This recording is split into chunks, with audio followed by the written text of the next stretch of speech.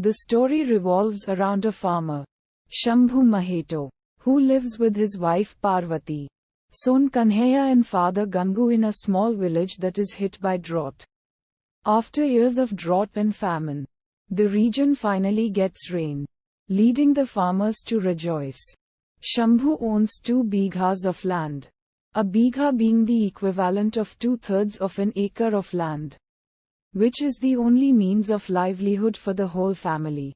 The local landlord Thakur Harnam Singh partners with some businessmen to construct a mill on his large parcel of land, which in return, he opines, would bring them profit and bring prosperity to the village. The only problem is that in the middle of Harnam Singh's land lies Shambhu's meager 2 bighas of land.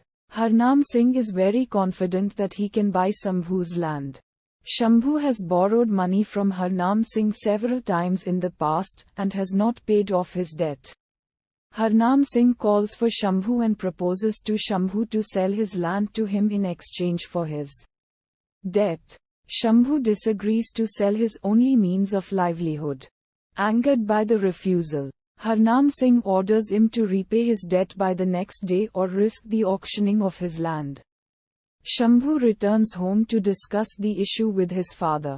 Father and son figure that the debt amounts to Rs. 65.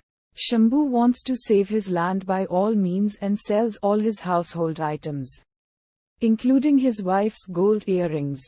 When Shambhu meets Harnam Singh's accountant to pay back his debt of Rs. 65, he is shocked to know that he actually owes Rs. 235. The accountant had fudged the accounts and now refuses to consider the labor provided by Shambhu's father Gangu as a portion of the debt payoff. The case goes to court and Shambhu, being illiterate, has a tough time explaining to the judge how the accountant fudged the numbers and how he took the accountant's word at face value and did not demand any receipt. Shambhu loses the case and the judge orders Shambhu to pay Rs. 235 to Harnam Singh in 3 months. If Shambhu is not able to clear the debt, then his land would be auctioned off and the proceeds would go to pay off his debts. Shambhu now struggles to get the money. He is unable to get a loan because he has no collateral. One of his friends gives him an idea to go to Calcutta, now Kolkata, and try to get a job to earn enough money to pay off his debt. Shambhu likes this idea but faces resistance from his wife as she is pregnant and does not want to live away from him. Shambhu persuades her that he'll be gone for only 3 months and it would benefit his family and the soon-to-be-born baby. Kanhaiya wants to join his father too, but Shambhu refuses and scolds him. On the train to Calcutta, Shambhu finds Kanhaiya hiding in it, hitchhiking or as a stowaway, and after a brief confrontation agrees to take Kanhaiya with him. In Calcutta, Shambhu and Kanhaiya have a harsh welcome. Nobody is willing to talk with them, let alone help them.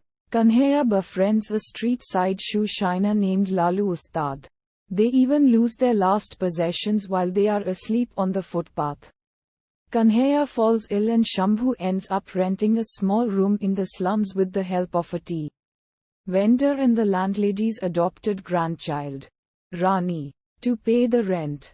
Shambhu works as a coolie. Shambhu befriends an old rickshaw puller, who helps him get a license as a rickshaw puller. Kanhaiya tries to help his family by taking up shoe shining with the help of the old rickshaw puller and Lalu. Back in the village, Parvati and Gangu survive on eating water chestnuts picked from the local river. She seeks help from Thakurine to write letters to Shambhu and stay in touch. Near the end of the 3rd month, Shambhu becomes desperate about earning and saving money. One day, a man asks Shambhu to chase another rickshaw that is carrying his girlfriend.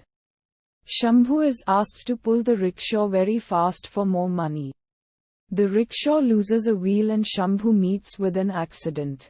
Looking at the condition of his father, Kanhaiya joins a pickpocket to earn quick money. Shambhu gets angry on learning this and beats Kanhaiya.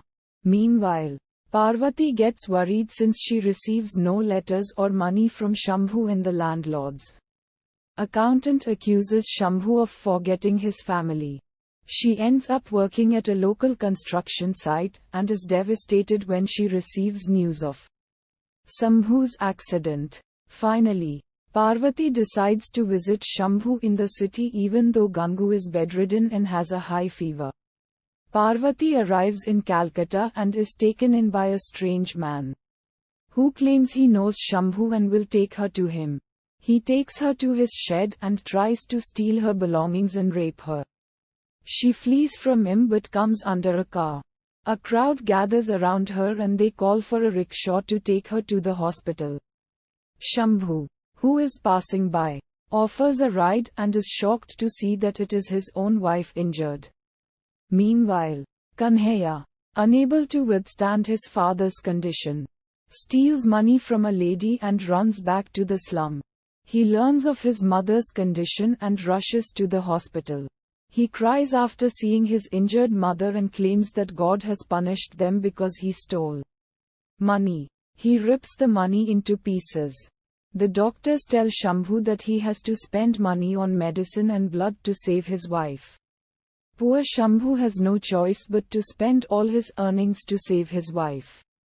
Udharan Chenne. Back in the village, the land is auctioned because Shambhu could not pay back the debt and Gangu becomes insane. The land, now owned by Harman Singh, sees the beginning of mill construction. Shambhu and his family return to the village, only to see their land sold and a factory being constructed on it.